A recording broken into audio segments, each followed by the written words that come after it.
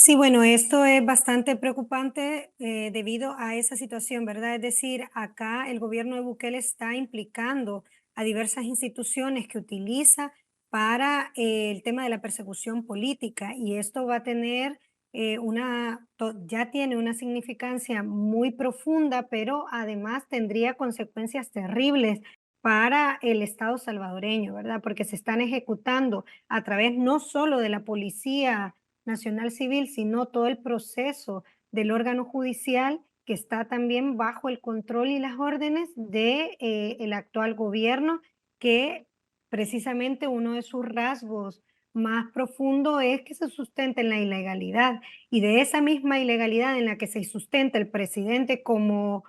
figura, ¿no? A partir de una reelección inconstitucional, también se sustentan las acciones que ahora estamos comentando, que es mantener de manera ilegal un régimen de excepción, pero además utilizar y acusar, utilizar a las instituciones del Estado para acusar a personas inocentes de delitos que no se han comprobado y que hasta el momento tampoco ni la Fiscalía ni tampoco la Corte Suprema ha tenido capacidad de abordar la cantidad de personas inocentes capturadas para procesarlas. Hablemos de eso, por favor. Sí, de hecho, ha habido toda una situación. El régimen de excepción ya lleva una vigencia de 3 años, ¿no? Este mes se cumpliría ya 3 años y 4 meses si se aprueba una prórroga. Se supone que es una medida, como lo dice su nombre, excepcional, es decir, en un momento determinado para atender una emergencia que por supuesto este concepto de régimen de excepción hay que mencionar que se estipula en la Constitución salvadoreña para poder abordar un tema de emergencia nacional en sentido de la defensa del territorio por agresiones externas. Y ninguna de estas características, digamos, se cumple al momento de ser aprobada una medida. Eso por un lado, pero por otro lado, la Constitución también establece que el uso de esta medida tiene que ser excepcional, es decir, que no se puede estar prorrogando continuamente porque viola sistemáticamente los derechos fundamentales de la población salvadoreña. Estamos acá en El Salvador con una medida que anula derechos constitucionales, derecho a la libre asociación, también a la libertad de prensa, a poder hablar sobre lo que ocurre en nuestro país en relación a la situación de la delincuencia y producto de eso vemos también cómo se viola todas las medidas también que protegen a la ciudadanía salvadoreña. Por ejemplo, dentro del régimen de esta excepción se estipula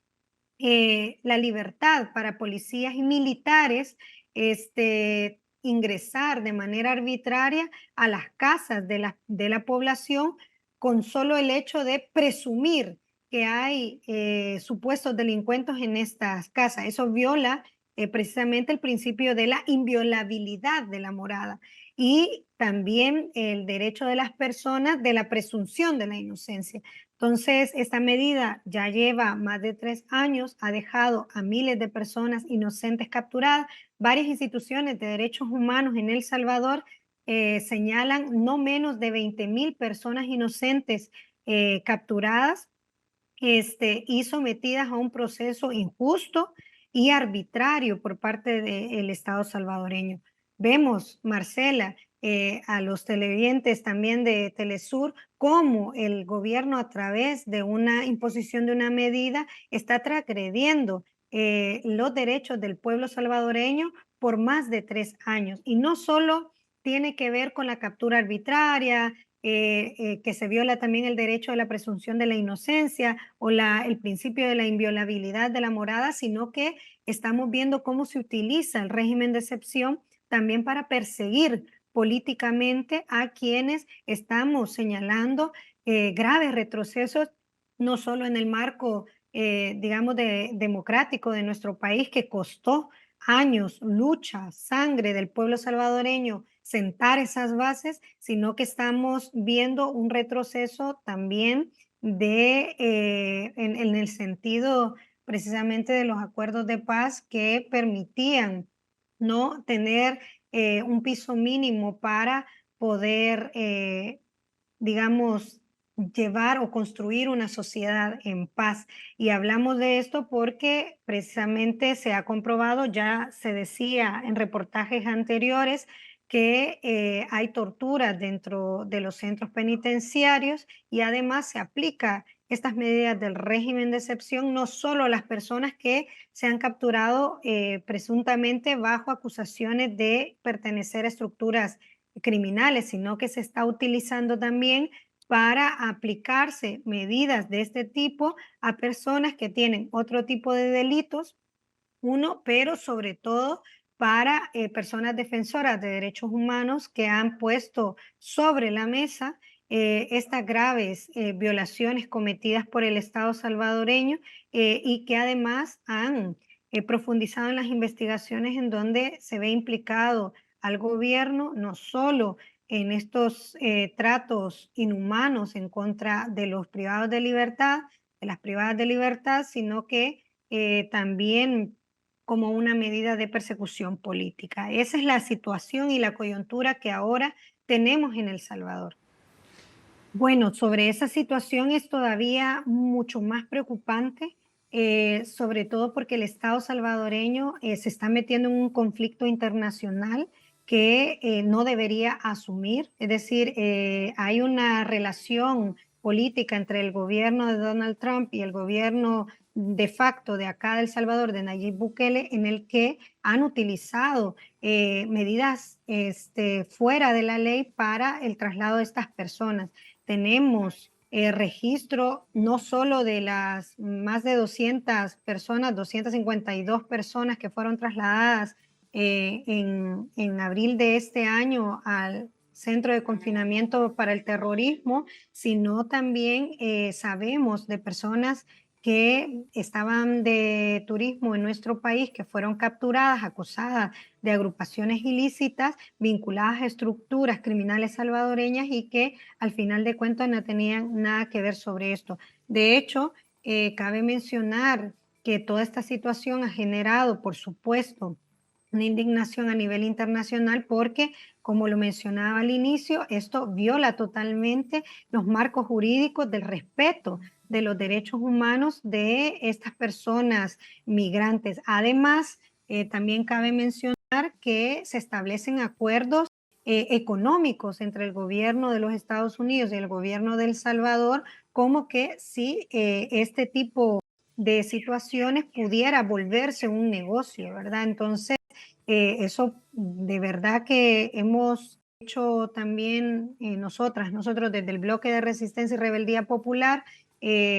un análisis profundo sobre esta situación, interpusimos una demanda de inconstitucionalidad ante la Corte Suprema de Justicia, específicamente la Sala de lo Constitucional, en nuestro país, en donde argumentábamos una violación sistemática de los derechos de las personas que han sido trasladadas a territorio salvadoreño y no solo nos basamos sobre el derecho internacional de respeto de los derechos humanos, en donde establecemos toda la serie de violaciones que se ejecutan o se consuman por parte del Estado salvadoreño, que tienen que ver con el principio de la igualdad, del derecho nuevamente a la presunción de la inocencia, de ser trasladados sin tener sentencia ni en Estados Unidos, ni tampoco haber sido juzgados en El Salvador, y además con pruebas recogidas de que la mayoría de las personas que llegaron a El Salvador no tenían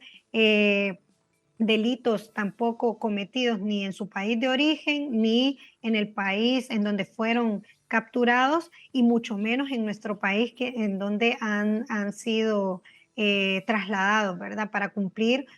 una pena. No hay una verificación de la condición jurídica y humana de estas personas y vemos una violación sistemática a estos derechos. Eso como principios de los derechos humanos, pero además hay una violación consumada de la Constitución salvadoreña al ejecutar un acuerdo que no ha sido nunca revisado ni aprobado por la Asamblea Legislativa, que es el ente encargado de poder aprobar acuerdos entre naciones, y ratificarlo, y asimismo un proceso legal de publicación de esos acuerdos en el diario oficial. Hicimos toda esta recopilación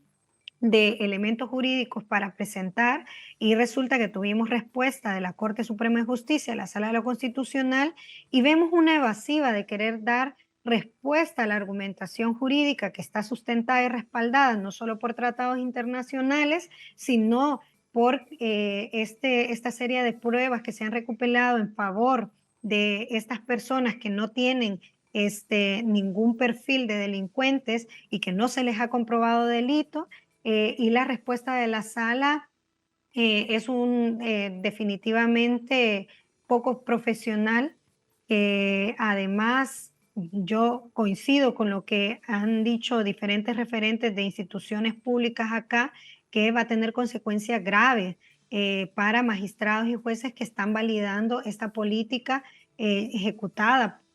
por el gobierno ilegal de Nayib Bukele en contra de población de otro territorio. Entonces,